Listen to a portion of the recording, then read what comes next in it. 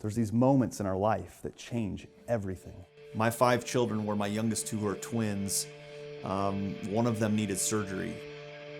And we just had them. My wife's recovering. We had these twins and one needs surgery, and we're in the hospital for several days. And it came to a point where after I got out of the hospital and made sure my family was taken care of, that got my feet underneath me, I walked to the mailbox, grab a letter, and I have this form letter from the chapter that says, hey, listen, you've missed 3 meetings and we've now filled your spot. I had started that group. I led that group as a chapter president is what it was called. And, I'd part of it for 10 years. And I remember thinking that day, 10 years I've spent with this group, that, boy, I wish I had a group that was more relational, not transactional. I wished I had relationships that were based on, hey, how are you? We've missed you. Where you been? Is everything okay? Are you alive? We haven't seen you for 3 weeks.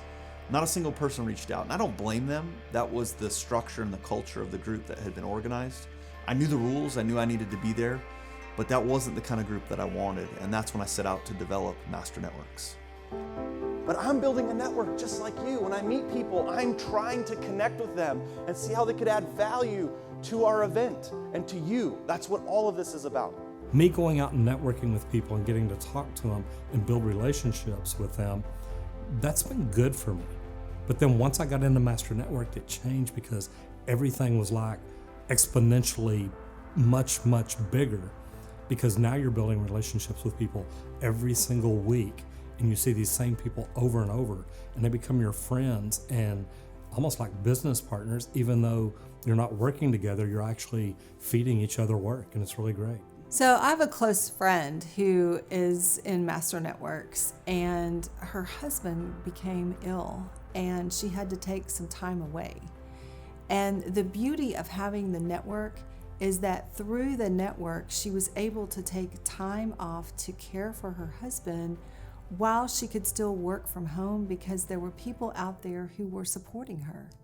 And she and I were talking about that one day, and I said, this is the power. This is the power of the network, so that when you have a tough time, you've got your family, you've got your network there to support you. And that's what it's all about.